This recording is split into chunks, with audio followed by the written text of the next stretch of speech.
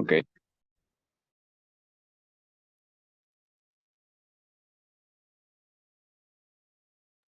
Bueno, buenas noches.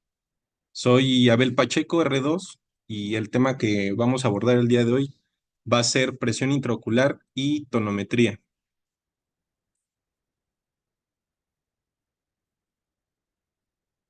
Eh, Se sabe ya desde hace, pues ya bastante tiempo, más de 100 años, que ya se había informado acerca de que la presión intraocular pues sufre un comportamiento muy variable y sobre todo la variación que se encuentra a nivel diurno u horario, ¿no? Hasta ahorita no hay una herramienta clínica que mida todas las variaciones normales y fluctuaciones que existe en la presión intraocular.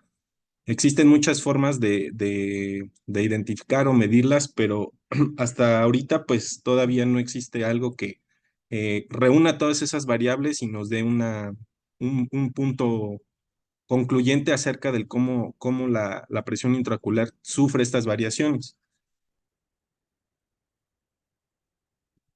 La ecuación modificada de Goldman lo que intenta explicar es de qué variables están inmersas para que la presión intraocular se dé.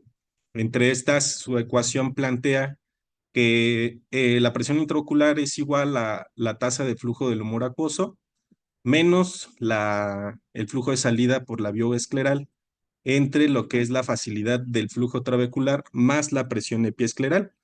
Si bien esta ecuación explica todas las variables que entran dentro de lo que determina la presión intraocular, hay que mencionar que la ecuación pues es en un estado estático y realmente la dinámica ocular no es estática, sino es bastante dinámica. Un ejemplo de esto es el humor acuoso. Humor acuoso aproximadamente varía bastante a lo largo del día en cuanto a su producción, teniendo un promedio aproximado de 2,9 microlitros minuto y que está influenciado también por la sobrecarga hídrica.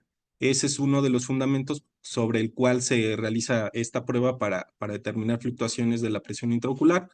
El principio es que al aumentar más bien al reducir la osmolaridad y la osmolaridad del plasma, por gradiente de concentración y demás, el aumento del humor acuoso va a ser secundario a esta hipotonicidad que tiene el plasma sanguíneo por una sobrecarga hídrica.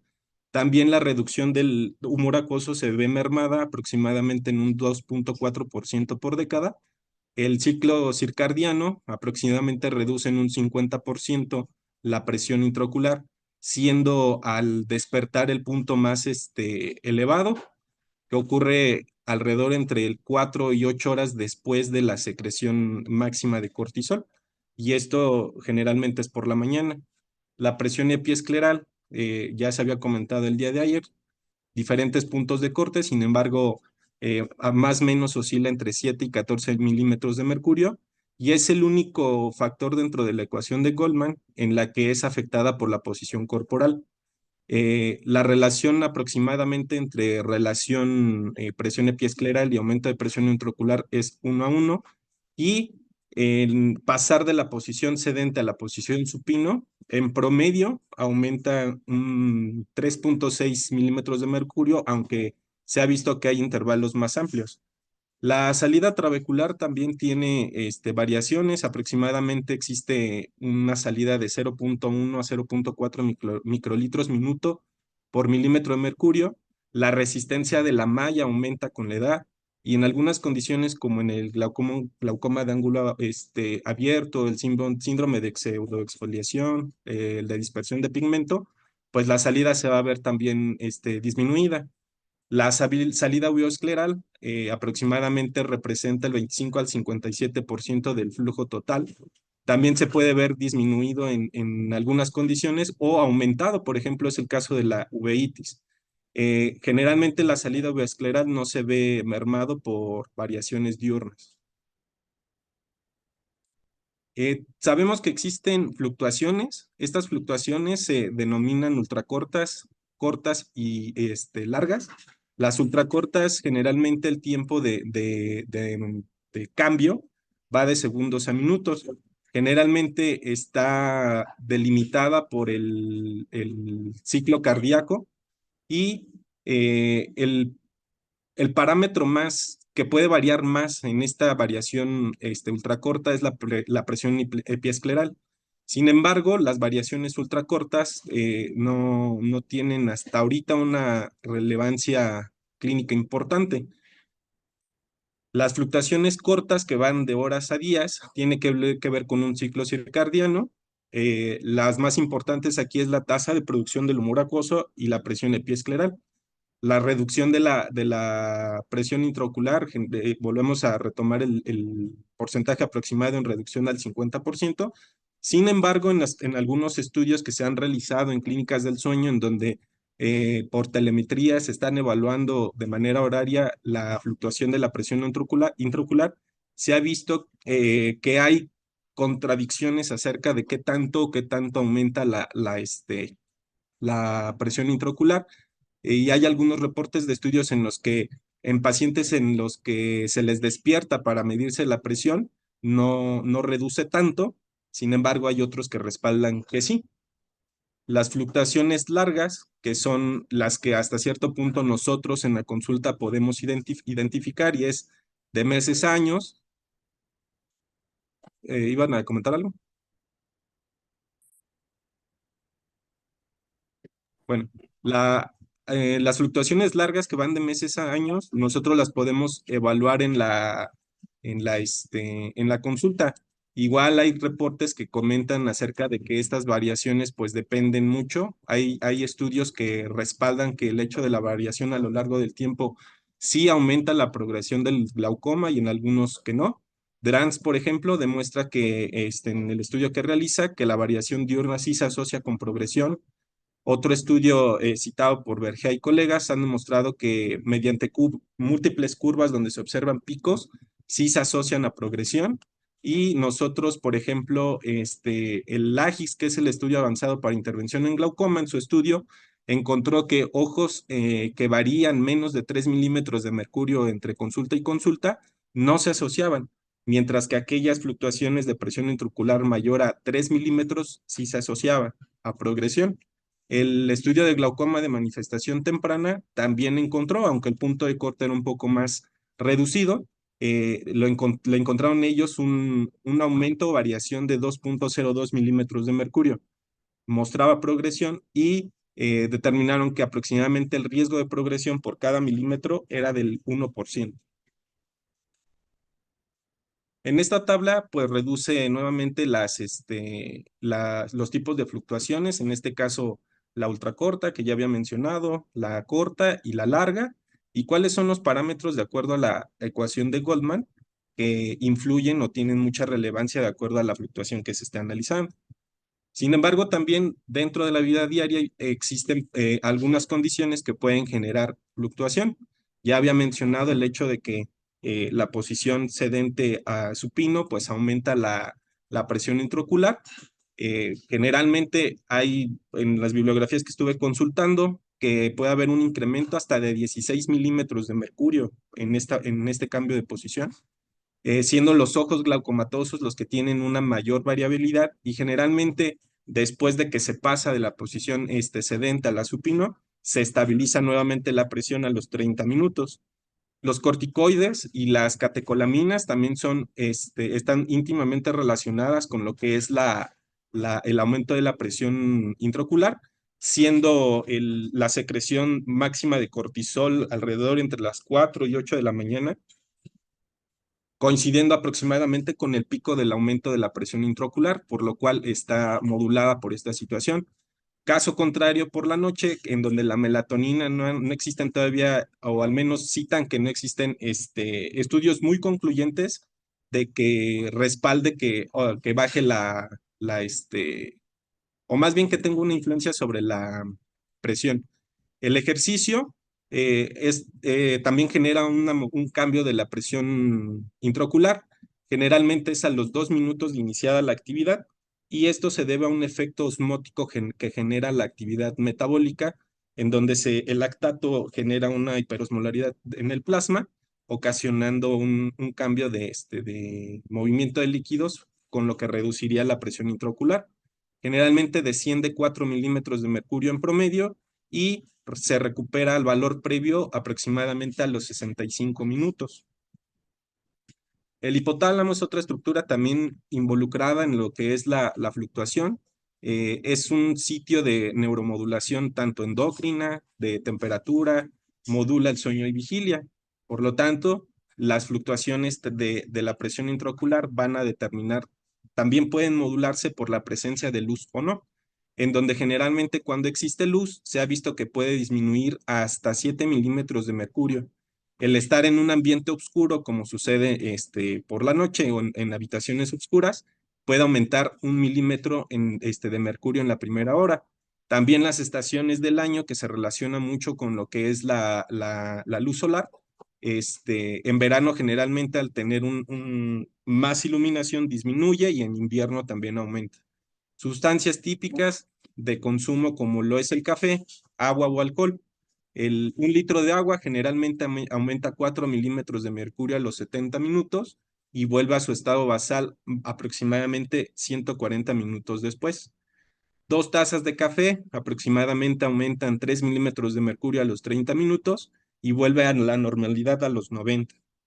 100 mililitros de vino generalmente reduce, vino o alcohol, reduce hasta 3.7 milímetros de agua por inhibición de la hormona antidiurética. Al estar eliminando líquido, con un efecto de osmosis, también reduciría, o se ha visto que reduce la presión intraocular.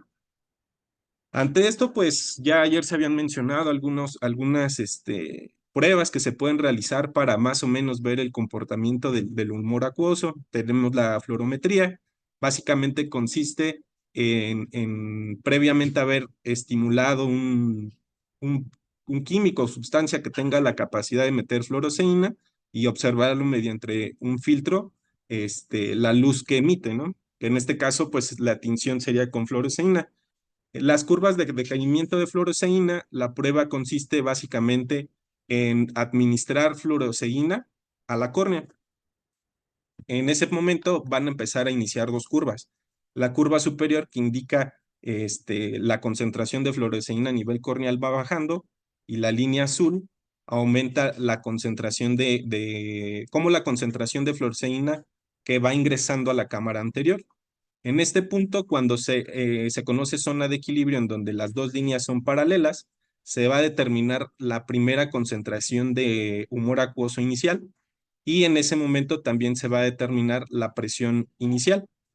Después de que ya hay una zona de equilibrio que van paralelas las líneas, se va a administrar un fármaco el cual disminuya o suprima la producción de humor acuoso y en ese momento la curva de la concentración de fluoresceína a nivel corneal pues va a seguir decayendo y la de la concentración del humor acuoso va a ir en aumento, va a haber un punto de no equilibrio en donde ya las líneas ya no van a ser paralelas, que va a ser ¿Por qué? Porque al estarse suprimiendo la producción de humor acuoso, permanece más la fluoresceína a nivel de cámara anterior y se vuelven a determinar nuevamente tanto concentración como presión intraocular. Esto nos va a dar una fórmula que se denomina como la capacidad de filtración y es el cociente de la resta de la concentración inicial sobre la concentración menos la concentración final entre la presión inicial menos la presión final. Esta prueba pues tiene debilidades, principalmente porque suponiendo que la córnea tuviera una difusión constante, eh, si una difusión constante y no estuviera influida por algunas zonas de adelgazamiento o fuera uniformemente el grosor de la córnea, pues en teoría tendría que haber una absorción pues constante, pero sabemos que la córnea no es así. También la difusión se puede ver alterada por procesos como la uveitis, en donde la salida del flujo uveoescleral pues se va a ver comprometida. Existe también un flujo retrógrado de la cámara anterior a la cámara posterior, que puede cambiar en condiciones en donde pues la barrera iris cristalina se ve afectada, ¿no? Como por ejemplo en las cataratas. Y si ven la gráfica, pues el tiempo de evaluación es demasiado largo, ¿no? En esta prueba aproximadamente ocuparon 12 horas para poder evaluar correctamente esta curva de decaimiento de la fluoresceína. Esta gráfica el día de ayer también se mostró, sin embargo, retomarla de manera rápida, en donde vemos que la facilidad de salida del humor acuoso no es lineal en función del aumento de la presión intraocular, sino es un logaritmo que se dispara totalmente a ciertas presiones, ¿no? Que van a impedir o van a reducir la capacidad de salida del humor acuoso.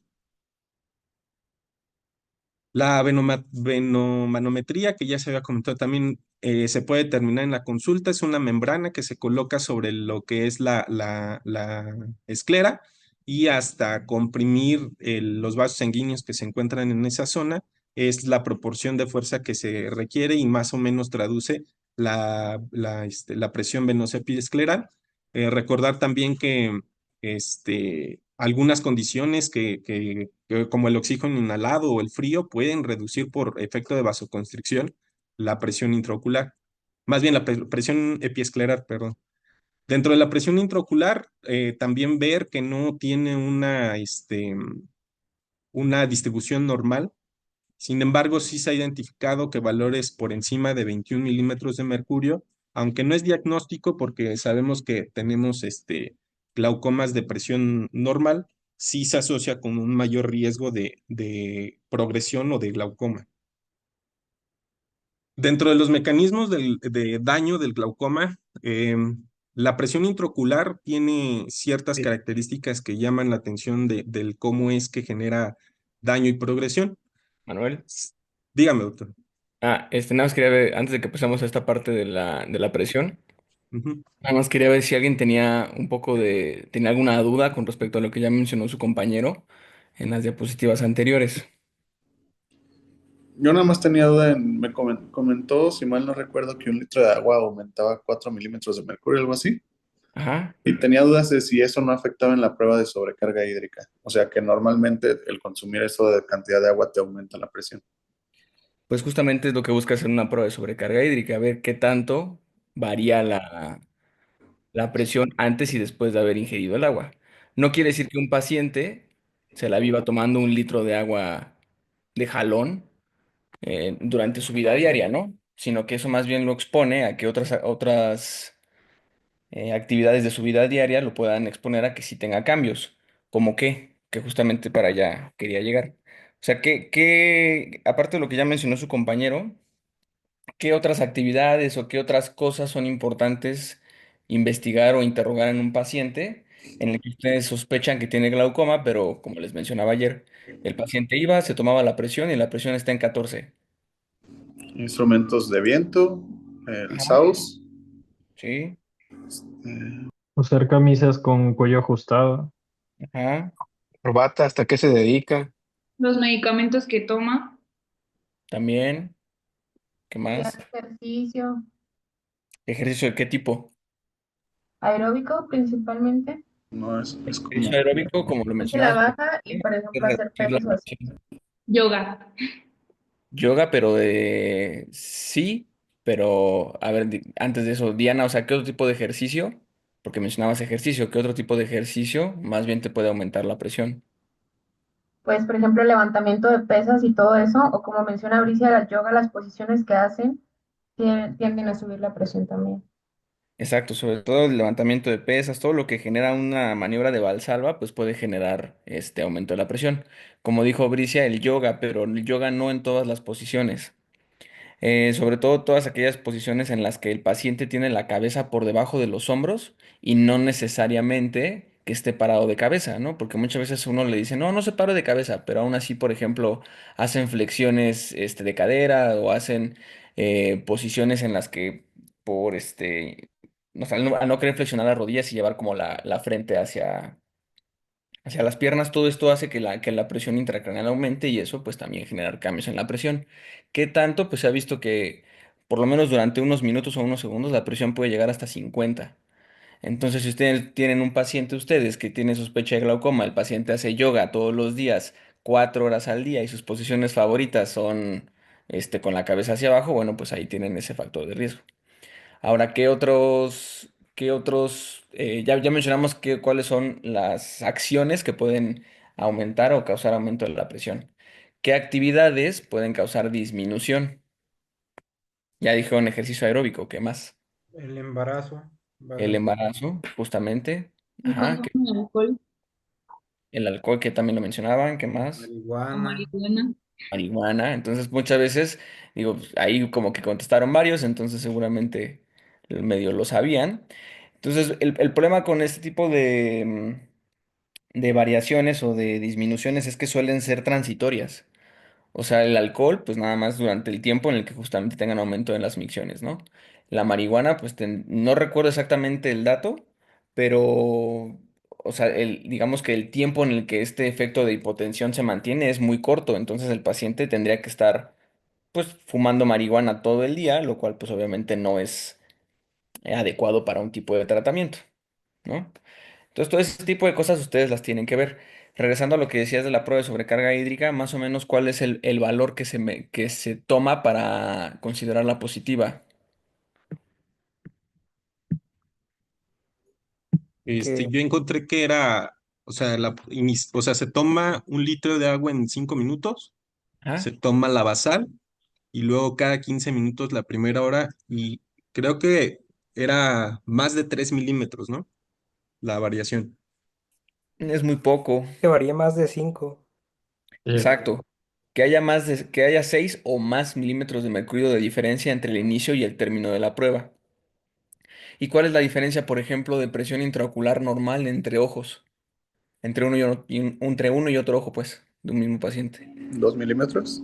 2 milímetros. Entonces, todo eso también lo tienen ustedes que ir viendo, porque, por ejemplo, tomamos en cuenta el 6 que es como el punto de corte. Pero si, por ejemplo, el paciente ya tuvo un aumento de 18 y pasó a 22, pues a lo mejor nada más va a haber 4 milímetros de diferencia, pero ese 22 ya lo pone en un riesgo, como mencionaba su compañero, pues a que tenga riesgo de glaucoma, ¿no? Y se estima más o menos que por cada milímetro, pues incluso el riesgo puede aumentar hasta 10%. Y antes de que se me olvidara, también, por ejemplo, mencionó las variaciones, las ultracortas, las cortas y las largas. ¿Alguien leyó algo respecto a estas variaciones diferente a lo que mencionaba su compañero?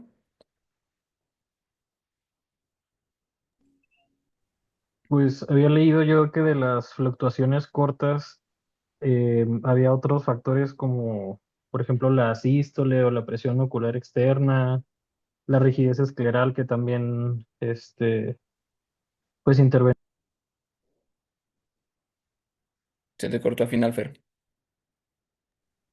Ah, no sé, creo que nada más era eso, o sea que había otros factores que también intervenían. Ok. El problema con las variaciones es que justamente a veces son difíciles de detectar, pero en otros momentos son relativamente sencillas. Por ejemplo, en un paciente que ustedes tienen en la consulta de glaucoma específicamente, ¿a quiénes se les ocurre que puedan tener variaciones ultracortas? Fuera de Pues, lo que ya mencionó su a los compañero. pacientes que les pedimos que hagan masajes para las válvulas, ¿no? Ajá. Y ahí, por ejemplo, tienes un paciente, o qué paciente tendría como mayor riesgo, digamos, para progresar. ¿Cómo? O sea, el que tiene las variaciones ultracortas, dices. Ajá, o sea, cuando tienes un paciente que tiene 22 de presión con la válvula y le haces un masaje y la presión baja a 18. Y tienes otro paciente que igual tiene 22, pero le haces un masaje y la presión se va hasta 8. ¿Qué paciente tiene mayor riesgo de progresar? El de 8 por la fluctuación, ¿no? El 8 por las fluctuaciones. Entonces, las fluctuaciones ultracortas regularmente son las que más se pueden asociar a progresión rápida. ¿Sale? Acuérdense que también cuando a lo mejor vean campos, hay algo que hay progresores lentos, progresores rápidos. Los pacientes que tienen variaciones ultracortas, así de amplias, digamos, en la presión, son aquellos pacientes que pueden tener una progresión bastante rápida en los campos visuales. Entonces, si ustedes tienen un paciente con una trave, una válvula, y le dicen, ah, sí, está en 27, pero se hace masajes y la presión le baja a 12, pues mejor intenten hacer otra cosa. Pueden hacerle un needling, un curetaje, digamos, del quiste de la bula. Pueden iniciar hipotensores, que son mejores opciones para que la fluctuación no sea tan grande.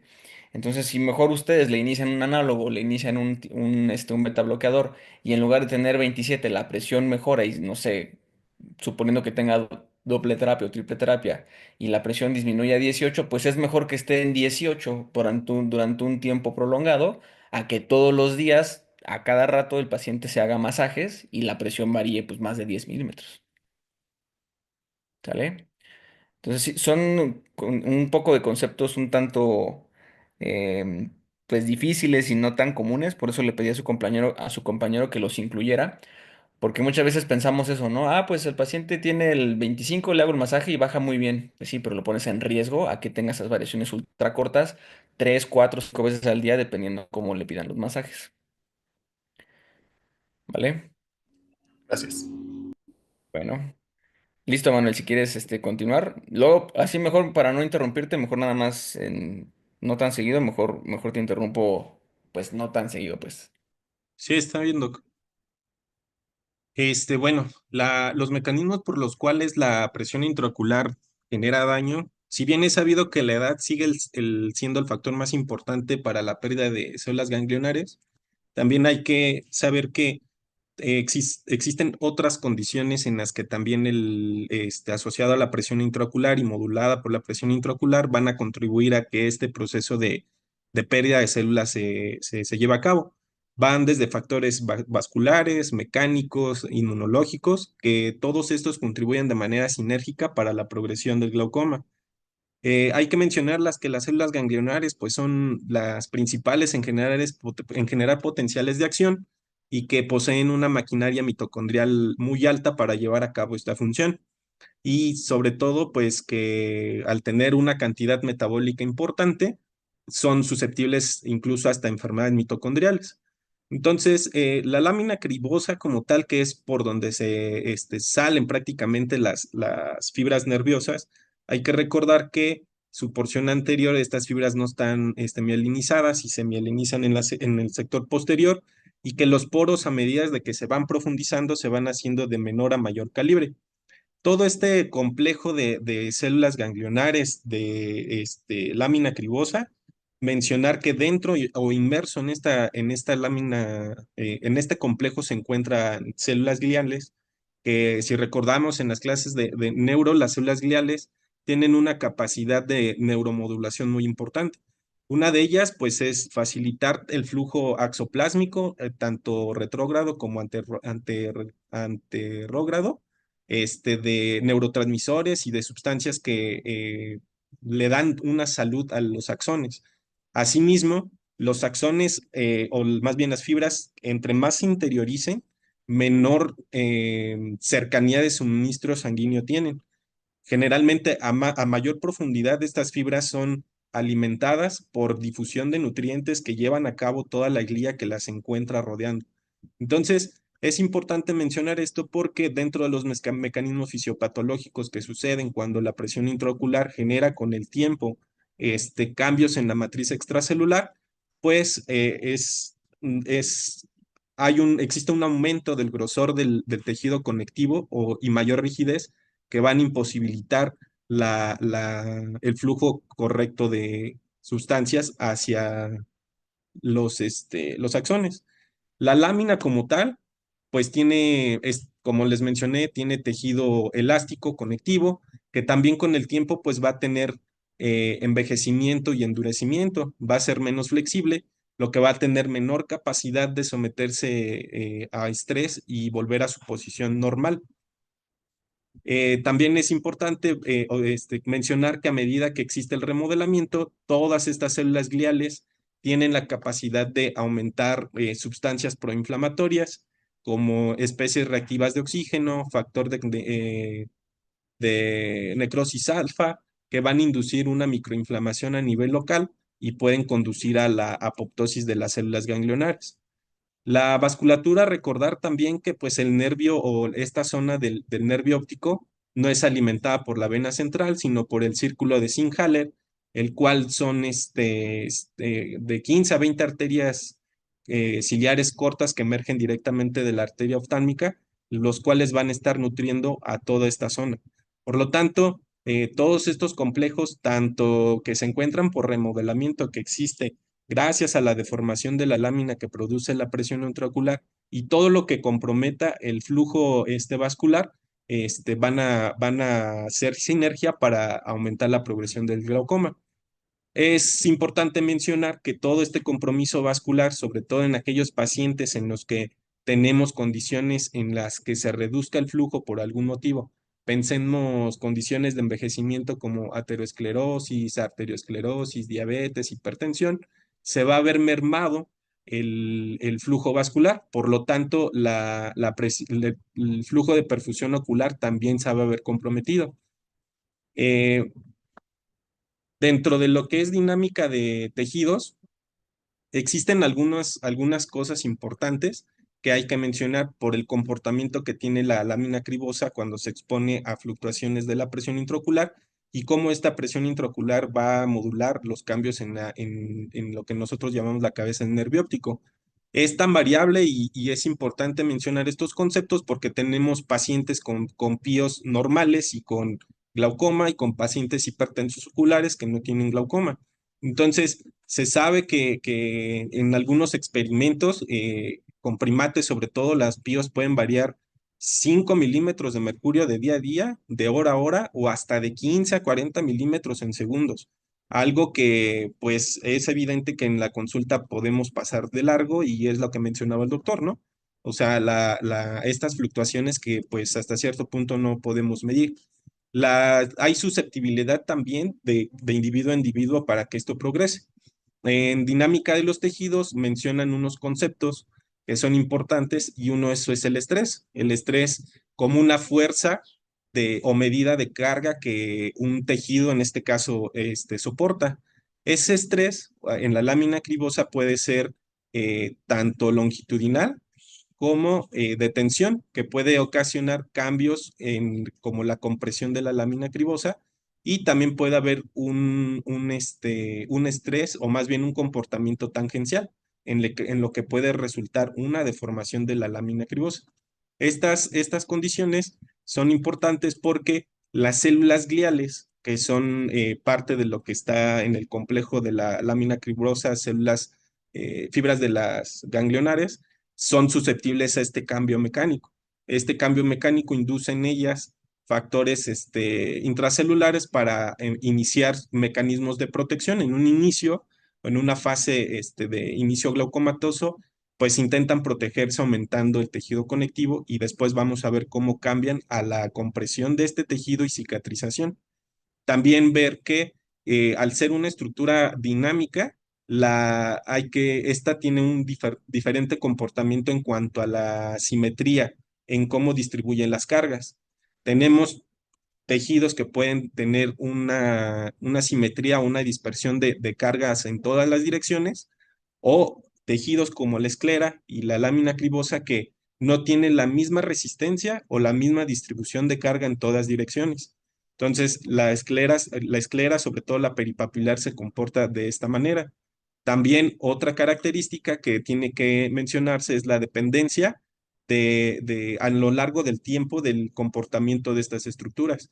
Tenemos las estructuras elásticas que en realidad pues no dependen en qué tiempo se le aplique esa carga, y tenemos las estructuras viscoelásticas, que son estructuras que soportan mejor la carga rápida y no sostenida. Un ejemplo, por ejemplo, el viscoelástico, ¿no? Que si tú lo aspiras, puedes tener la capacidad de compresión de la estructura y sale más fácilmente a que si le pusieras una presión más o menos constante, dificultaría esta capacidad de la sustancia. La esclera tiene estas capacidades para poderse adaptar a todas estas deformaciones del material, o más bien a todas las deformaciones que induce la presión intraocular. Esto es muy dinámico y también hay que mencionar que pues es un tejido vivo. Entonces, propiedades que varían con la edad, el envejecimiento, remodelado al paso del tiempo, curación de heridas previas o enfermedades del tejido conectivo, van a variar mucho con qué capacidad de soporte de estrés tiene la esclera. En estas imágenes vemos a su izquierda, tres tipos de disposición de fibras Aquí el pie de página mencionaba que hacían un poquito más exagerado la deformación que presentan de acuerdo a la disposición de las fibras para hacerlo más académico, pero en las diferentes formas de disposición de fibras vemos en tonos rojos en dónde son los puntos de mayor deformación. Esto es importante porque en un modelo ideal, como se observa en la imagen de la derecha o en este caso en medio, si tuviéramos una estructura de bordes regulares, de espesor regular en todas sus áreas, pues tendríamos que en las zonas más débiles, en puntos rojos, tendríamos una deformación mayor, perdón, con respecto a la periferia. Sin embargo, nuestra esclera peripapilar, pues no se comporta así. Tenemos zonas que tienen mucha variación en cuanto a dónde es donde más soporta o menor soporta la carga de la presión intraocular. En este caso, por ejemplo, vemos que en esta zona en rojo, pues es donde más soporta y que incluso hay zonas inmersas en esta zona verde, por ejemplo, con zonas que resisten menor el estado de estrés que genera la presión intraocular. Con el tiempo, pues el mecanismo de la presión intraocular a nivel tanto de la esclera como de la lámina cribosa eh, va a generar ciertos cambios. Normalmente, pues la deformación de la lámina en función de la presión intraocular es hacia posterior. Sin embargo, esa fuerza que genera la presión intraocular es respaldada por la fuerza de tensión que soporta la esclera peripapilar.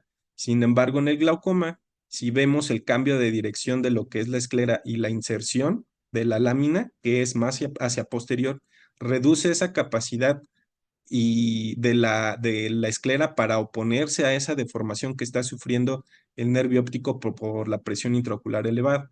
Estos cambios anatómicos, tanto de inclinación de la esclera peripapilar como la profundización de la lámina, pues es lo que vemos como excavación.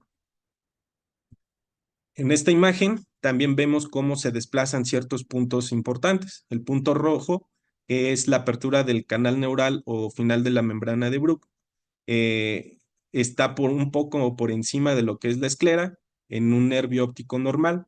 Vemos la inserción de la lámina cribosa que más o menos coincide con la porción posterior de la esclera. Sin embargo, en un nervio glaucomatoso vemos cómo estos puntos de referencia ya se han desplazado, incluso con un aumento del espesor de la esclera, un aumento del espesor de la pia madre, como mecanismos de compensación para soportar este estrés mecánico. Y de manera inicial, pues en el glaucoma vemos que todos estos mecanismos adaptativos van a generar que en un inicio exista un engrosamiento del tejido conectivo de la lámina y pues un soporte adecuado de la esclera. Sin embargo, con el tiempo, este tejido, como está sufriendo todo el tiempo estrés, sufre apoptosis, sufre remodelamiento, cicatriza y conlleva a que este tejido se comprima, se haga más hacia posterior y es la imagen clásica de la excavación que nosotros vemos. Oye, Este es un... Sí, perdóname, Manuel. A ver, alguien que no sea Luis Andrés, Héctor, ¿en qué pacientes se te ocurre que puedes tú sospechar que tengan alteraciones en estos mecanismos que está mencionando Manuel? Porque no es como que tú puedas ver un paciente y agarrar la esclera y agarrar la lámina cribosa y decir, ah, sí, esta lámina cribosa como que ya no se ve que está soportando tanto el daño y me parece que está más rígida o me parece que está más laxa. Por ejemplo, pacientes que sean miopes altos. Esa puede ser una. ¿Qué También más? el síndrome de pseudoexfoliación. En parte, pero Los de colágeno, las Los colagenopatías. que tienen alteraciones en la colágeno, como Marfan y esos. ajá, esos son unas, digamos que ellos sí tienen un poco más de, su fenotipo es un poco más explícito y les puede llevar a diagnosticarlo un poco más rápido. Pero otros pacientes, También dependiendo del grosor corneal, ¿no? exactamente. Entonces, a ver ahora sí, Andrés, ¿qué dice el HOTS acerca de los pacientes y el grosor corneal? Te pregunto a ti porque tú eres a que le gusta glaucoma, entonces ni modo. Pues si no me equivoco, el OTS dice que el grosor corneal, o sea, ya no tiene una correlación con la presión intraocular. Mm, Si tiene. Creo que decía Doc que, si mal no recuerdo, que no, o sea, no existe un beneficio de hacer un ajuste de la presión intraocular en función del grosor córneal a largo plazo, ¿no? O sea, el resultado del paciente, pues no se beneficia de hacer ese ajuste, si mal no No, pero recuerdo. lo que concluyeron ahí fue que tenían mayor riesgo los que tenían una paquimetría más baja, ¿no? En Exactamente, eso eso es. específicamente. Exacto, o sea, la respuesta, digamos, corta y rápida es la que dice Gerardo. Pero también lo que dices tú, Manuel, es correcto. O sea, antes se utilizaban, digamos, tablas o gráficas para poder hacer correcciones dependiendo del grosor corneal, que ya actualmente no se utilizan. Simplemente tú dejas a tu paciente con un mayor o menor riesgo a desarrollar glaucoma, dependiendo justamente el grosor corneal. Esto fue un hallazgo que ellos tuvieron y fue un hallazgo bastante significativo, porque justamente es algo que utilizamos para, en algunos casos, utilizar calculadoras para riesgos de progresiones. Y de esta manera, o sea, pidiendo una paquimetría, ustedes pueden de cierta manera darse cuenta de qué pacientes tienen mayor riesgo. Y justamente esa es la forma indirecta de saberlo.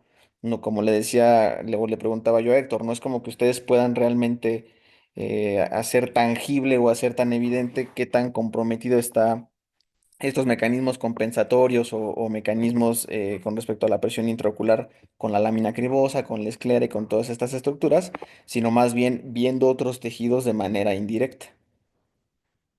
¿Sale? Entonces una paquimetría les puede resolver ese pequeño problema.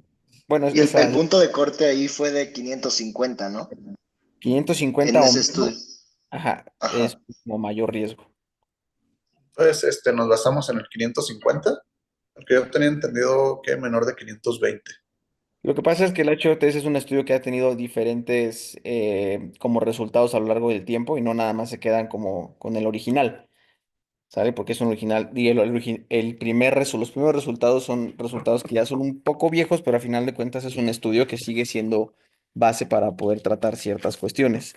Entonces, tampoco tengo el dato de qué tanto hubo de cambio entre los primeros y los últimos resultados respecto a la paquimetría. Pero ustedes simplemente, o sea, han llegado pacientes que tienen 470 micras de grosor corneal central y eso pues ya, o sea, hasta es menor de 500 y con eso se pueden quedar. O pacientes que tienen la presión en 27, que tienen una doble terapia y tienen 600 micras de grosor central. Entonces, ustedes simplemente vayan viendo qué pacientes tienen o no tienen esta diferencia en las paquimetrías para que ustedes también puedan estar un poco más tranquilos o ser un poco más estrictos, ¿no? Por ejemplo, Manuel, tú que ahorita estabas haciendo la clase, si tienes una córnea más delgada, la presión, ¿cómo va a estar, digamos? ¿Cómo la esperarías encontrar en un paciente con córneas delgadas? Pues se subestima, ¿no? Se subestima, Se exactamente. subestima y si está engrosado, se sobreestima. Exactamente. Muy bien. Si quieres, vamos a pasar un poco más ¿Tonómetros? a los dispositivos porque ya no nos queda tanto tiempo. Ok. ¿Quiere que vaya un poco más rápido? O sea, si quieres darse ritmo está bien, pero a lo mejor como darle un poquito más de importancia Ok, a los muy dispositivos. bien. Bueno, la medición de la presión intraocular, pues ya teniendo en consideración todas estas variables que hemos mencionado, es importante que para la tonometría de Goldman aterrizar dos conceptos clave, que es el coeficiente de repetibilidad, que es cuántas veces coincide esa presión intraocular por el mismo observador, y los límites de concordancia, que es cuántas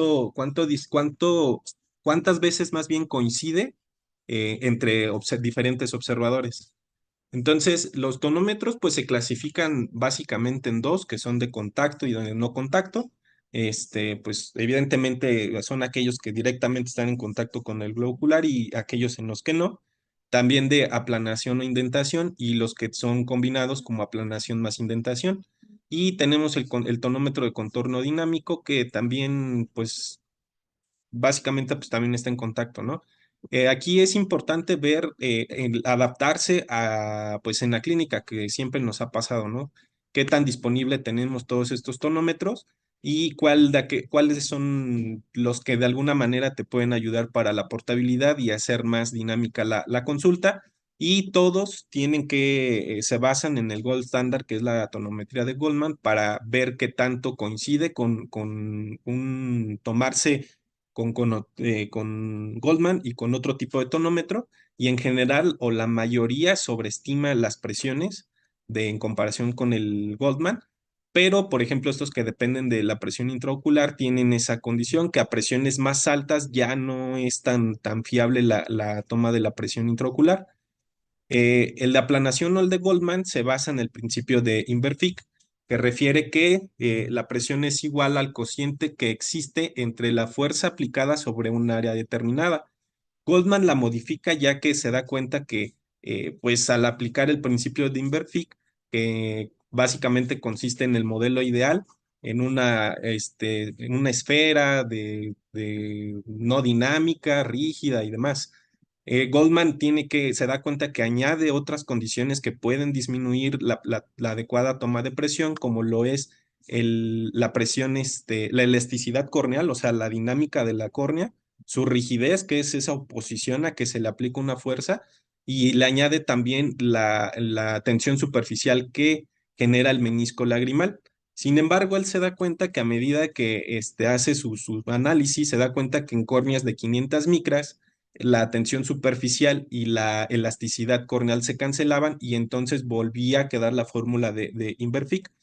También se da cuenta que el área en donde esto sucede oscila entre 4.9 y 12.5 milímetros milímetros cuadrados. Sin embargo, en este intervalo, 7.35 milímetros cuadrados de área, que es en donde se aplica la fuerza, es esta fuerza multiplicada por 10 en gramos, que sería la presión que se le aplica a la córnea.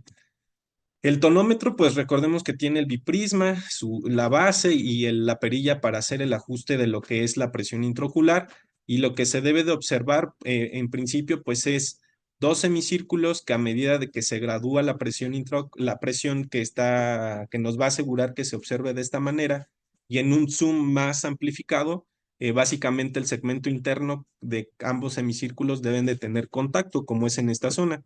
Esa sería lo ideal para hacer la toma de la presión intraocular. En córneas astigmáticas, en donde se observa esta variación o esta inclinación de los dos semicírculos, se menciona que se pueden hacer dos tomas en un plano horizontal y en un vertical y promediarlas, o alinear la marca roja del prisma con los grados del cilindro hacia donde se encuentra el astigmatismo, y entonces ahora sí tomar la presión intraocular. También hay que identificar cuándo se están haciendo lecturas anormales, en este caso que los sobrecírculos se están sobrepasando, y esto nos indicaría que está mayor la presión, y en este caso pues ni siquiera se han acercado, lo que indicaría que está menor. Sin embargo, también tenemos que ver de condiciones en las que el grosor de los semicírculos varía. En este caso, los grosores son muy gruesos y lo que nos puede decir es que está falsamente bajo. En este caso están más delgados y nos puede decir que está falsamente alto. Y aquí pues de plano ni siquiera es un semicírculo, es un arco de círculo. Entonces pues necesitaríamos alinearlos bien. Sin embargo, aunque es el gold estándar, sí tiene algunas consideraciones que hacen que la presión pueda tener ciertas variaciones. Una de ellas, pues ya se mencionó lo del grosor central corneal. Otra, la presión palpebral, ya sea inducida por el paciente o nosotros a la hora de intentar ayudar a generar apertura ocular. La posición del paciente en pacientes que utilizan corbatas o camisas muy ajustadas. Una interferencia por dígitos, que esto ya depende del observador, en donde se ha observado que dígitos en terminación 0, 5 o par son los más elegidos, y existen cubiertas desechables precisamente para no generar contaminación cruzada. Se ha visto que aumentan la presión por el exceso de peso que tienen. El coeficiente de repetibilidad varía de 2.2 a 5.5 milímetros de mercurio, y entre observadores aproximadamente de 2.2 a 3.9 milímetros de mercurio. El tonómetro de Perkins de Perkins tiene el mismo principio que el tonómetro de Goldman. Aquí la ventaja pues es que es portable, igual tiene una perilla de graduación de la presión, la zona de colocación y las luces en azul para el prisma, y esta pues básicamente sería la técnica. La técnica es exactamente igual: instilar un anestésico ocular y luego la fluoresceína. Y esta estructura pues es el soporte para la frente y poder alinear bien el prisma Y pues básicamente el principio es exactamente el mismo al de Goldman. Tenemos el de indentación con el tonómetro de Schutz. La base, pues básicamente del mecanismo de cómo funciona este tonómetro, se basa en el hecho de generar la indentación o pues sí, una muesca a lo que es la córnea. Este mecanismo lo que genera es un desplazamiento, me voy a adelantar unas diapositivas, un desplazamiento de lo que es la córnea hacia posterior y eso va a generar un movimiento, un desplazamiento de humor acuoso alrededor de esta zona de indentación. Esto indica entonces que la fuerza necesaria para generar ese desplazamiento es de manera indirecta valora lo que es la presión intraocular. Existe una fórmula por el cual se explica este principio. Entonces, cuando nosotros estamos indentando, en realidad no es la presión intraocular la que estamos determinando. Estamos determinando una presión artificial por la cual nosotros vamos a movilizar o indentar la córnea y movilizar el humor acuoso que se encuentra ahí. Sin embargo, desconocemos la presión intraocular basal o cero, ¿no? Entonces, a partir de esto, se forma esta fórmula en donde lo mencionan como PT o P final, que es la presión artificial que generamos cuando estamos generando la indentación, es igual a la presión basal más la rigidez escleral. Dentro de todos los estudios para hacer las tablas de shots para estimar cuando se mide la presión intraocular, se determinó de manera inicial en 1948 que el coeficiente de rigidez ocular mediada por la esclera es de 0.0245 y después Friedenwald la analiza nuevamente en 1955 y la cambia a 0.0215.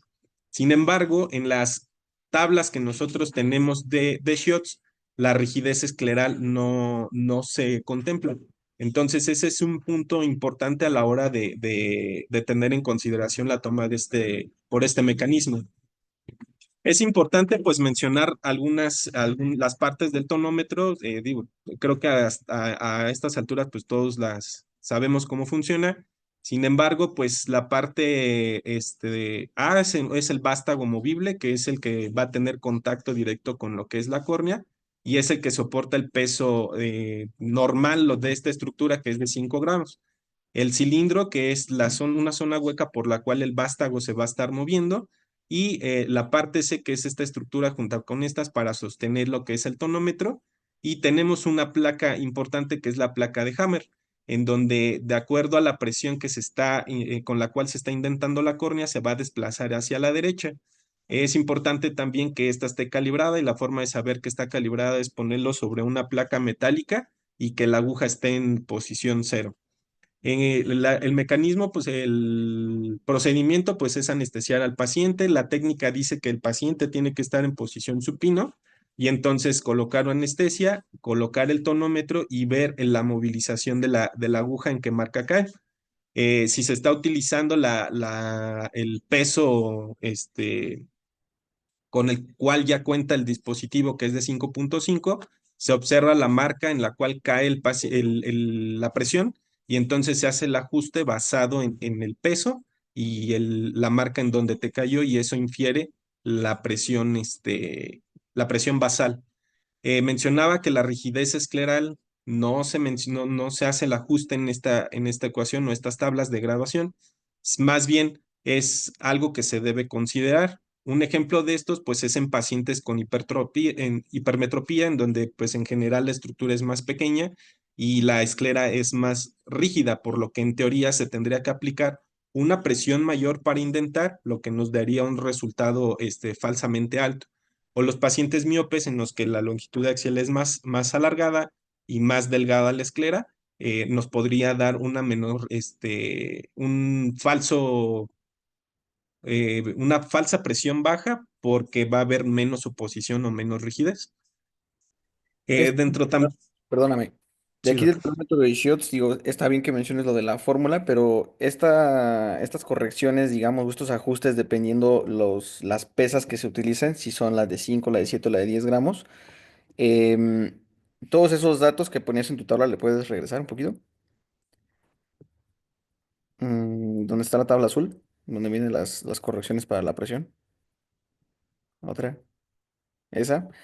Yo nunca he visto un tonómetro de Shots, pero igual en el momento que me tocó hacer la clase, me tocó revisar un video, por ejemplo, donde o verlo en internet, la venta, digamos, en la caja, sí vienen ya establecidos estos parámetros o estas conversiones. Entonces ya nada más lo que ustedes tienen que ver es, ok, estoy utilizando la pesa de 5 gramos, tengo un desplazamiento de la aguja hacia el número 8, entonces quiere decir que la presión está en 10. ¿Sale? O con otra pesa, ¿sale? Lo que tienen que ir viendo es nada más aquí en la aguja y ustedes en la caja hacer la corrección dependiendo la pesa y dependiendo el marcaje. Que nosotros antes solo teníamos tonómetro de shots. Ah, bueno. Cuando Yo nunca, recién entramos no teníamos. Este, yo nunca lo he visto, pero La pues entonces progresa. ustedes seguramente saben más que yo de esa parte, pero regularmente ya vienen como escritos o hay tablas les digo, yo la vez que me tocó buscarlo, pues venía ahí descrito o escrito en la caja. Esto, por ejemplo, no le pedí a Manuel que lo incluyera, pero hay un estudio en el que comparan diferentes tipos de tonómetros para ver cuáles son como sus mejores usos clínicos. Entonces, este tonómetro, aunque sí es relativamente poco útil en nuestra práctica, ustedes como oftalmólogos, pues sí se puede utilizar, por ejemplo, en campañas, ¿no? Yo en el hospital en el que estoy, pues bueno, suelen ir a regiones un poco más alejadas a la sierra y se menciona que este tipo de aparatos, obviamente un tonómetro de shot es mucho más barato que un tonómetro de Iker, que son tonómetros portables. Entonces, esto lo pueden utilizar en campañas de detecciones, si van a ir, no sé, a hacer algún tipo de servicio social a otros lugares, en el que, bueno, o sea, de cierta manera, pues tener esto a no tener nada, pues es mucho mejor. Y eso lo pueden tener como para un diagnóstico rápido. Pero si ustedes quieren darle seguimiento a un paciente con glaucoma con esto, pues nada más le van a lastimar la córnea de por vida y pues, el paciente los va a odiar.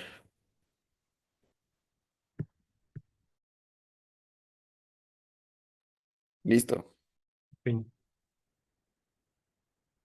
El Liker, pues es el tonómetro de rebote y básicamente lo que consiste es en una bobina de propulsión electromagnética. La sonda que tiene electromagnéticamente es impulsada y básicamente lo que se mide es la desaceleración que se produce cuando la sonda tiene contacto con la córnea. Cuando la desaceleración es baja, se traduce a una presión baja y cuando la desaceleración es alta, pues se traduce a una presión intraocular alta. La concordancia generalmente está por encima de 0,5 milímetros de mercurio con Goldman y en general para hacer la determinación son 6 tomas en donde se descarta la más alta y la más baja, se hace un promedio y es la presión intraocular que el paciente tiene. Existe una variante que es el iCare Home, que está indicado para pacientes que pues, requieren un monitoreo 24 horas en casa. La ventaja tanto de iCare como de iCare Home es que no requiere pues una capacitación tan profunda, es de fácil aprendizaje. Este iCare, pues, el Home permite un seguimiento en 24 horas, no requiere anestesia como en algunos tonómetros antiguamente utilizados para vigilancia en casa que sí requerían anestesia y es útil en casos de difícil control o para valorar picos a lo largo del día. Tonopen tiene Dame nada más un segundo. A ver, alguien que no haya participado, Nayeli, ¿cómo funciona el Iker?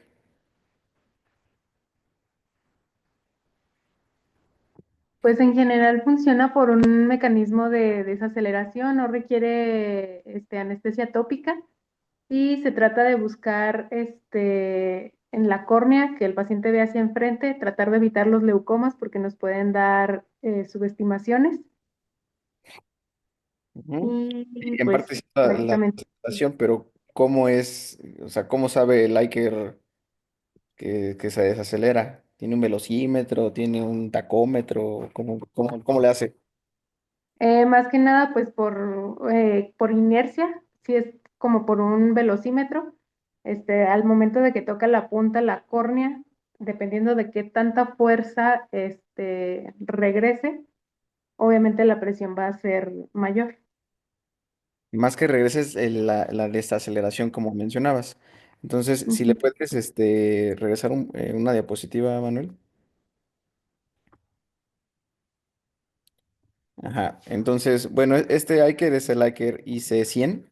Pues es de los modelos un tanto más recientes. El más nuevo es el IC200, que la ventaja que tiene es que lo pueden ustedes poner, incluso usar de manera horizontal y la punta no se va a caer.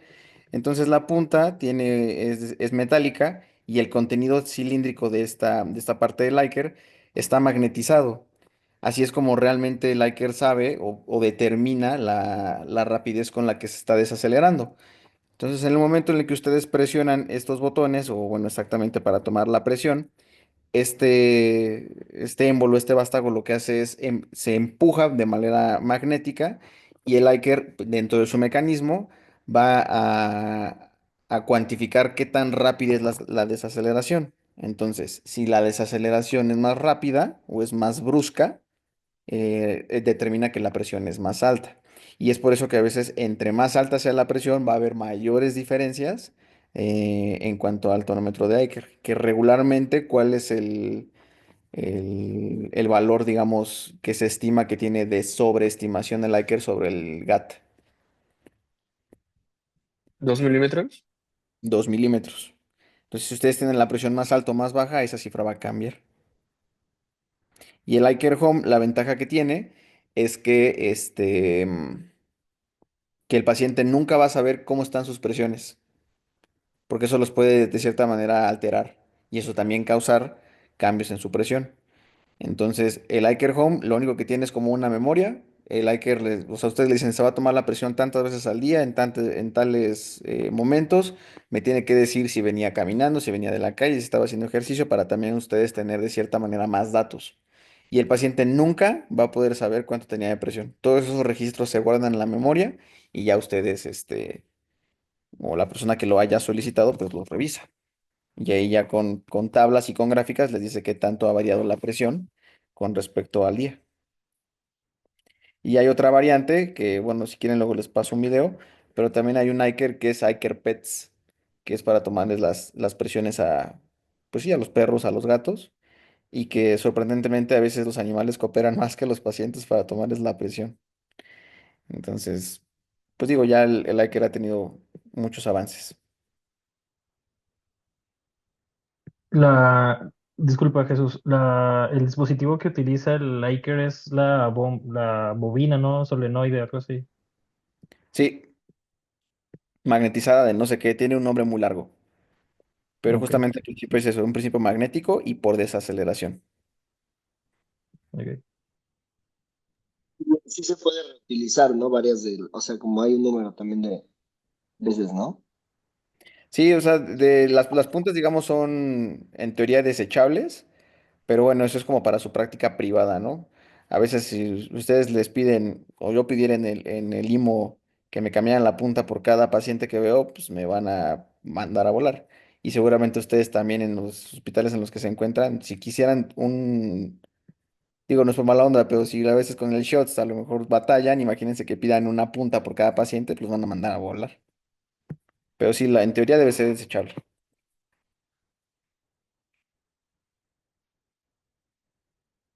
Y por eso también, por ejemplo, si van a cambiar las puntas, no toquen con sus dedos la parte metálica del émbolo, sino nada más la punta. Porque a final de cuentas todo lo que puede ser, pues gracias a todo lo que tenemos en la piel, en los dedos, puede interferir con este mecanismo magnético y darles resultados no tan confiables.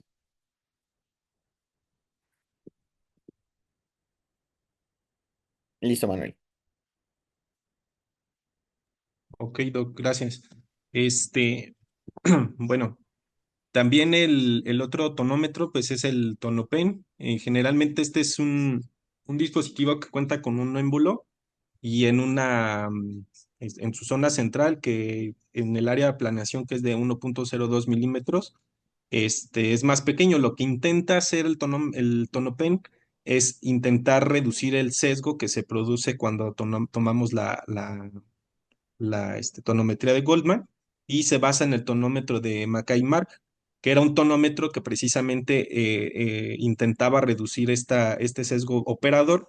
Sin embargo, pues no era portátil, ¿no? Lo que hace es que mediante tecnología de microtensión analiza con qué variabilidad se generan, qué tanto varían el humor acuoso cada que se produce una aplanación corneal. Generalmente hace una toma de 10 aplanamientos y mediante estadística genera un promedio o un intervalo de estadística confiable que es más del 95%. Lo que hace entonces es, al ser estadísticamente analizado para dar una presión intraocular, dentro de la pantalla del tonopen aparece un número más pequeño donde se establece el intervalo de confianza con el cual ese resultado salió. El manual que revisé de tonopen dice que lo ideal pues es que tengas un intervalo de confianza del 95%. Sin embargo, a partir de 80 se puede considerar intervalos de confianza menor de 80, ya te sugiere el manual que realices una nueva toma. La ventaja del tonopen también es que se puede utilizar con pacientes que usen lentes de contacto, y generalmente subestima la presión con Goldman de hasta 4.3 milímetros de mercurio. El tonómetro dinámico de Pascal lo que intenta hacer o lo que intenta medir y lo que ocupa dentro de las variables para determinar la presión intraocular, pues es también el ciclo circadiano. El principio pues se basa para evitar que la biomecánica corneal y se adapta al contorno de la córnea.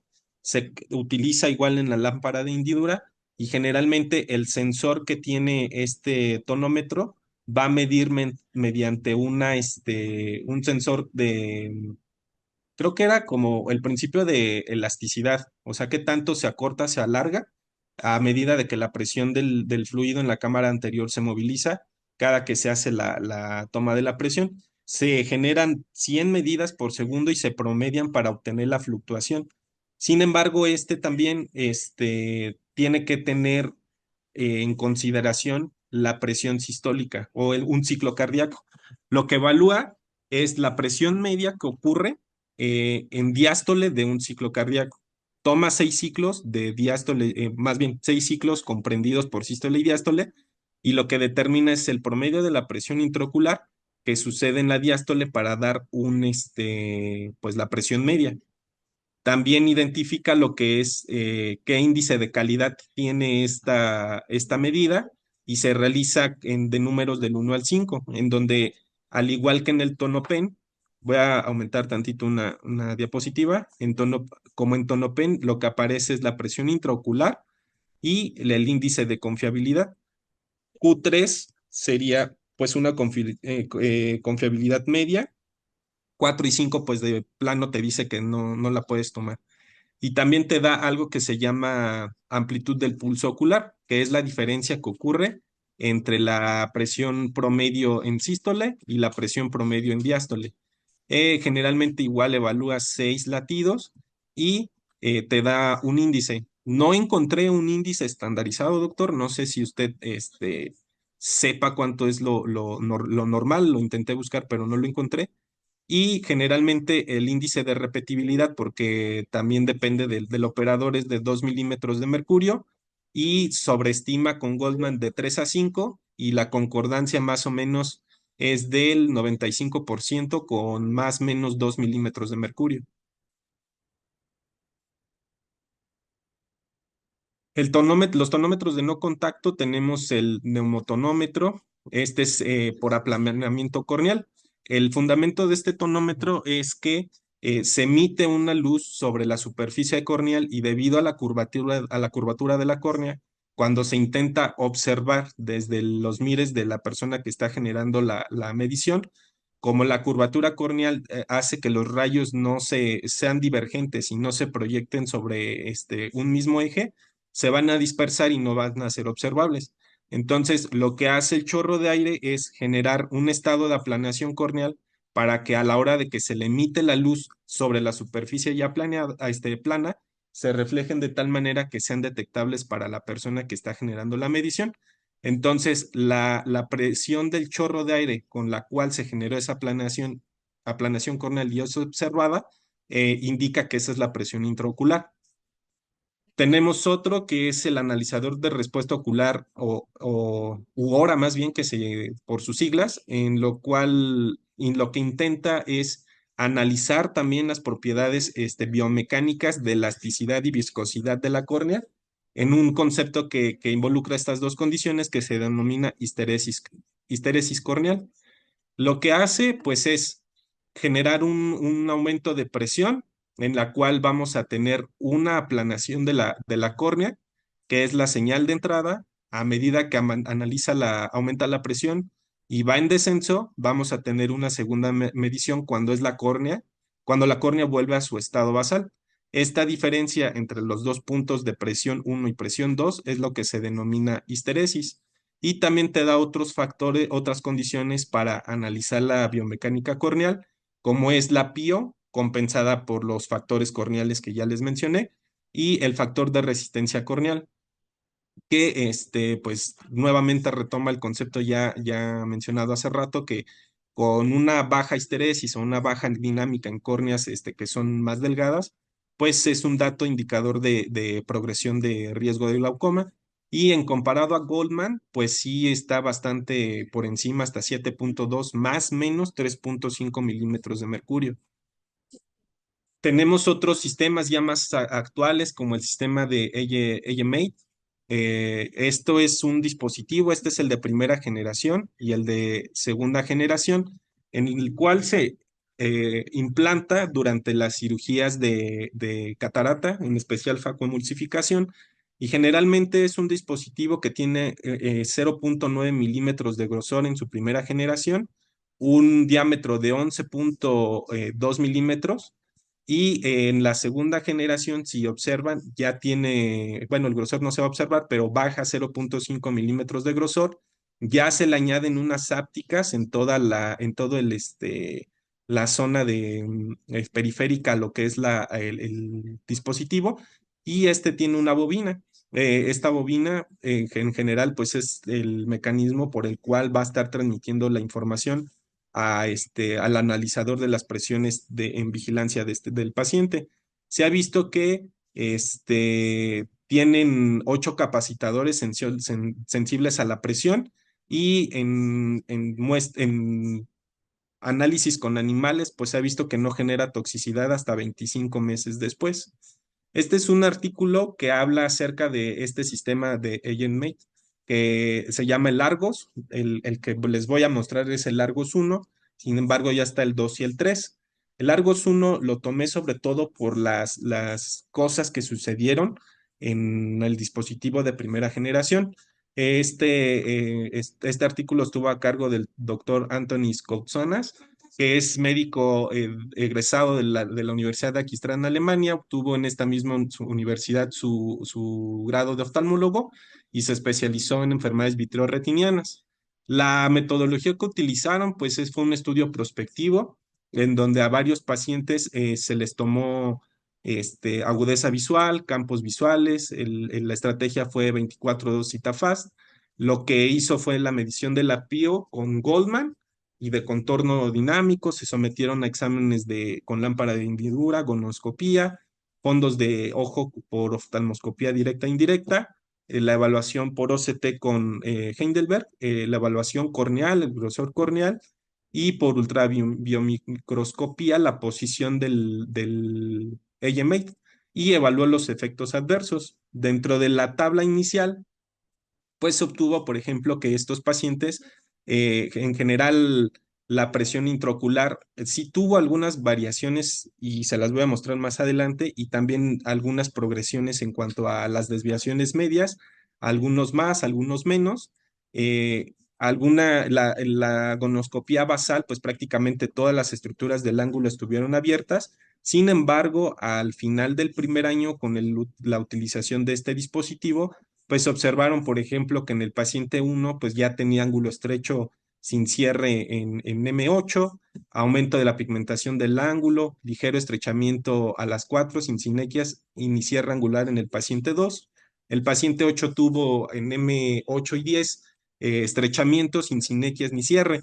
Entonces, en general se observaron que de pasar de un ángulo abierto, ciertas zonas sin llegar a la sinequia franca o al aposicionamiento de la malla en su totalidad, pues sí vieron algunos cambios en esta estructura.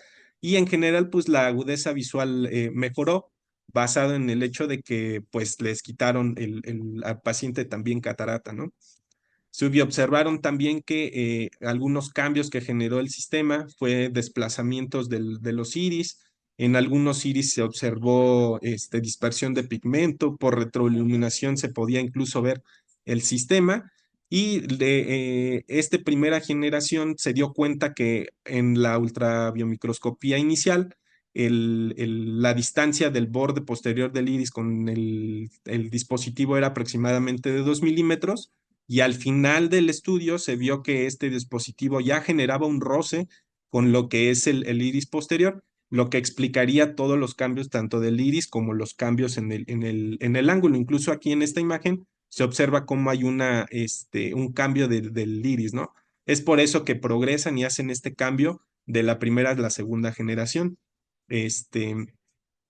También todas estas son las gráficas de reporte de estos 6 pacientes que se sometieron a este procedimiento de evaluación a un año con este sistema, y llama la atención que hacían una valoración de estos pacientes tanto lo que entregaba el dispositivo de vigilancia semanal con la tonometría de Goldman, y hacían una diferencia de cuánto variaba la presión intraocular de estos pacientes. Un caso que me llamó la atención, pues es esta gráfica, ¿no? Porque el paciente, pues prácticamente con Argos o con el dispositivo estaba dando presiones bajas.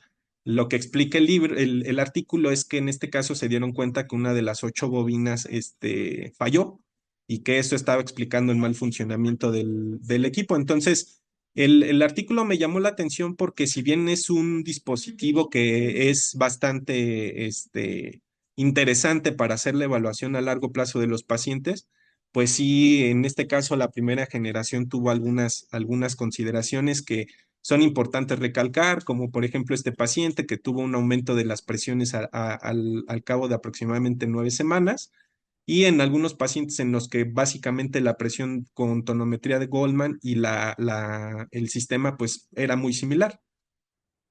Sin embargo, también el sistema de AJ-Mate tiene otra variante, la cual se coloca supracoroidea, y lo que en este estudio, para no hacer más extensa la exposición, lo que mencionaban es que en un total de 536 mediciones en comparación con Goldman, tuvieron una diferencia aproximada de menos de 1 milímetro de mercurio, con un intervalo de confianza del 95%. Tenemos otro dispositivo ya más nuevo, que es el Sensimed, que es una lente de contacto que tiene un sensor y un chip, el cual se va a encargar de transmitir a un disco duro la información obtenida por el paciente, para el paciente, de su presión intraocular en un lapso de 24 horas. Es la única diferencia, quizás a lo mejor estética, o que pudiera impedir la toma de la presión, pues es esta almohadilla que se coloca alrededor de la región periocular para tener este contacto con lo que es el disco duro. Este sistema lo que ayuda pues es a hacer un gráfico de las presiones a lo lapso del día, durante el día. Este es un estudio que respaldó bastante bien el uso de este sistema en pacientes sospechosos de glaucoma y pacientes con glaucoma primario de ángulo abierto, y lo que se hizo fue, en este estudio, valorar qué tan cómodo el paciente se sentía con el uso de este tipo de dispositivos de telemetría de 24 horas. Lo que utilizó para metodología pues fue valorar la tolerabilidad en 2 mediciones con una separación de 6 a 9 días, en donde el médico oftalmólogo le hizo un examen oftalmológico y una escala de visual análoga del dolor. El paciente, el objetivo era valorar la gravedad, la resolución de los síntomas si es que lo presentaban, y se utilizó mediante valoración de la agudeza visual, paquimetría, tinción corneal e hiperemia que el paciente presentara o algún cambio de estas variables. Sin embargo, pues el uso fue bastante aceptable por los pacientes, en donde básicamente de 20 sujetos que se sometieron a esta evaluación con este tipo de tonómetro, básicamente 4 presentaron hiperemia grave, el 100% resolvió a las 24 horas prácticamente sin tratamiento, en ninguno se vio que la paquimetría se viera alterada, ni tampoco erosión corneal, y la escala visual análoga del dolor pues no modificó. Y esta es una gráfica del cómo se representa las variaciones o los picos con este sistema. En la línea azul vemos un paciente que tiene picos matutinos y en el paciente con línea amarilla, pacientes que tuvo un pico en turno durante la tarde, ¿no? Entonces, estos dos pacientes son escenarios diferentes en los que nosotros podemos evaluar e individualizar qué es lo que está sucediendo con este paciente durante el día y por qué fluctúa tanto así para poder ajustar tratamientos. Y pues eso sería todo, doctor. Jesús, una duda. Respecto a ese último del Trigger Fish, tenía entendido que no medía como tal la presión, sino que como las fluctuaciones en la córnea, ¿no? En la curvatura corneal, o sea que no te daba como tal una presión intraocular, te daba como unidades así en Sí, exacto.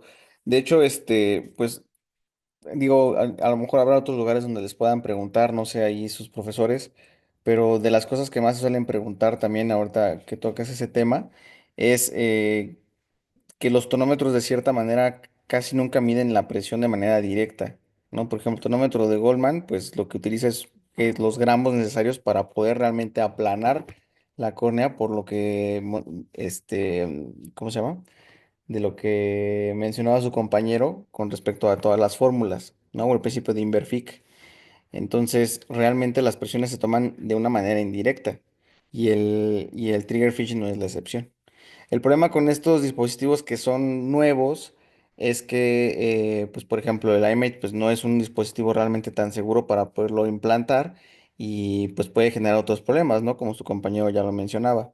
Hay reportes que mencionaban que pues pueden tener bastantes riesgos pues de desplazamientos, de causar y eso a final de cuentas pues somete a los pacientes a una cirugía adicional para realmente poderlos retirar, para poder quitar a veces pues los ifemas que pueden llegar a causar, lavados de cámara anterior, tensiones corneales y todo eso, que de cierta manera pues hay que poner en una balanza qué tanto podemos nosotros someter a un paciente pues para tener un control, ¿no?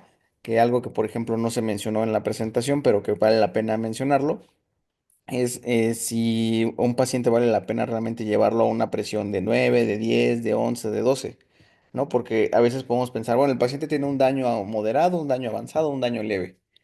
No sé si hayan escuchado hablar de algo que se llama presión intraocular meta. Sí. Ok, ¿qué es la presión intraocular meta?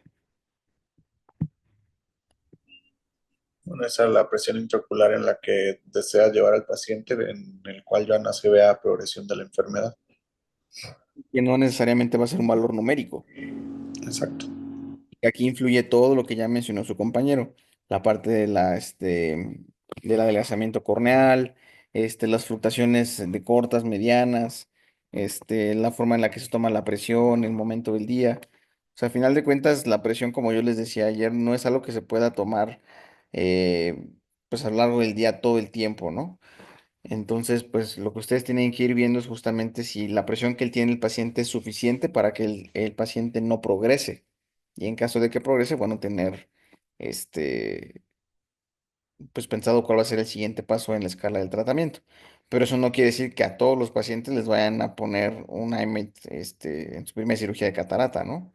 O que le digan, ah, sí, sabe que el Trigger Fish tiene un costo de 50,000 pesos y pues lo tiene que usar un mes, ¿no? Entonces pues no es lo más adecuado. Pero bueno, el chiste es que lo conozcan pues en algún congreso, en algún lugar llegan a escuchar de ellos, pues por lo menos tengan una noción de cómo es que funcionan, cómo es que se utilizan, cuáles son los valores que les pueden ir mostrando, a qué se refieren las gráficas, como para que si en algún momento a ustedes les toca exponer o si les toca, pues no sé, analizar algún caso o alguna situación similar, pues tengan un poco de noción.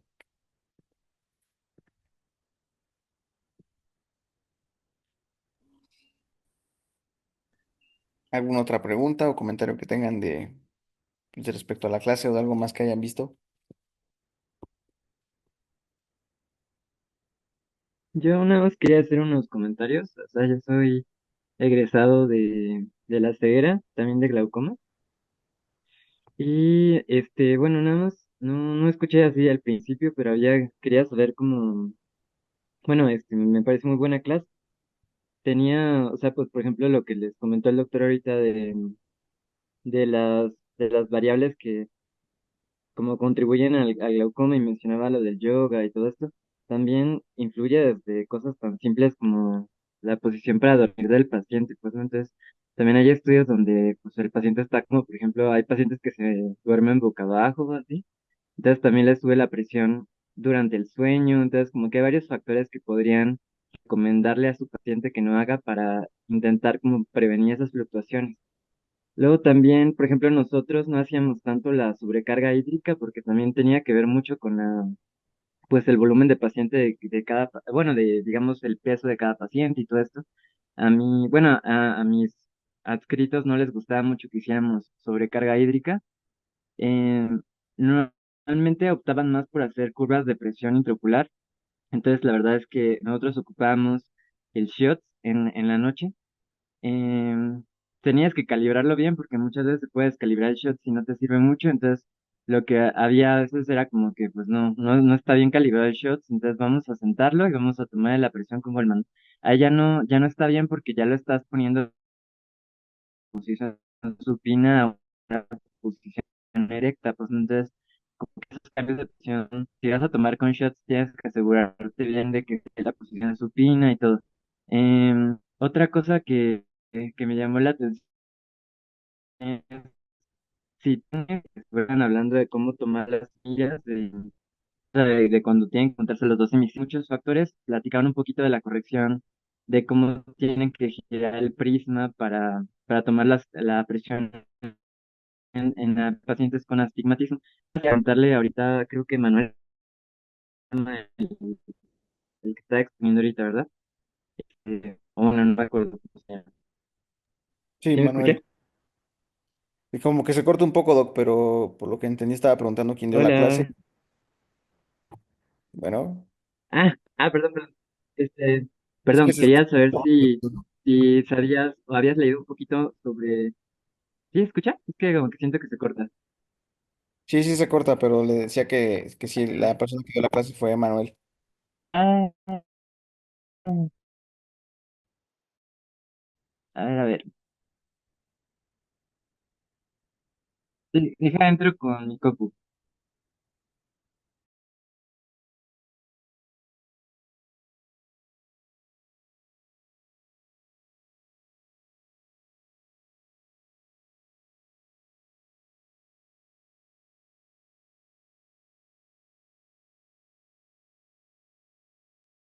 Voy, estoy entrando con la compu para que se escuche mejor.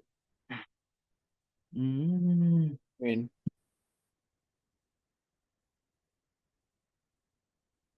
Recording in progress. Recording in progress. Perdón, no sé si se escuchó todo lo que dije. O más Unas o menos. partes cortadas, pero sí. Nos estaba comentando, doctor, de cómo hacer la corrección de un paciente con astigmatismo. Ah, sí. Bueno, por ejemplo, no sé si habías leído un poquito sobre si tienes un paciente con miopía, astigmatismo, hipermetropía, cuántas dioptrías más o menos tienes que, o sea, como que equivale la corrección, ¿no? De cuántas dioptrías, digamos, te disminuye o te aumenta la presión si tienes tantas dioptrías, pues, ¿no? De miopía, astigmatismo, hipermetropía.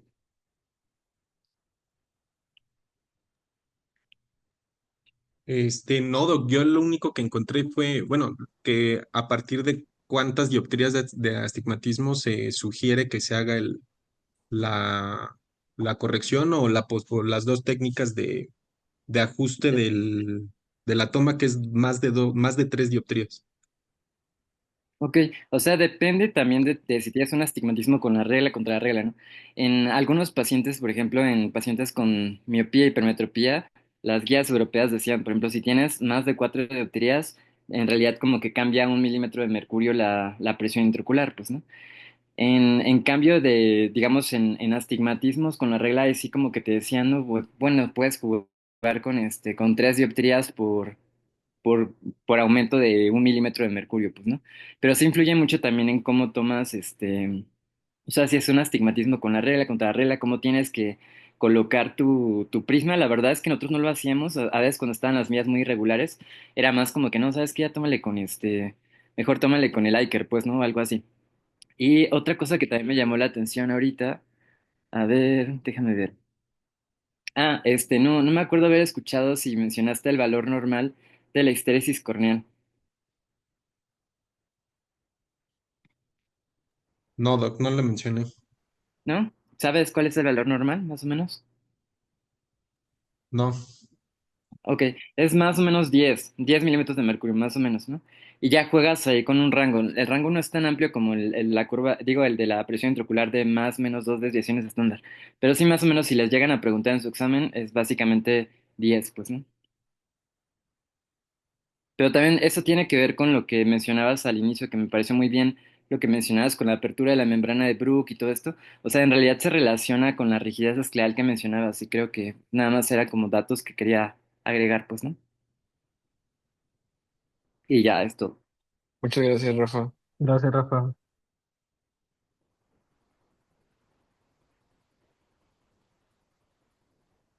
¿Alguna pregunta, duda o comentario que tenga alguno de los demás?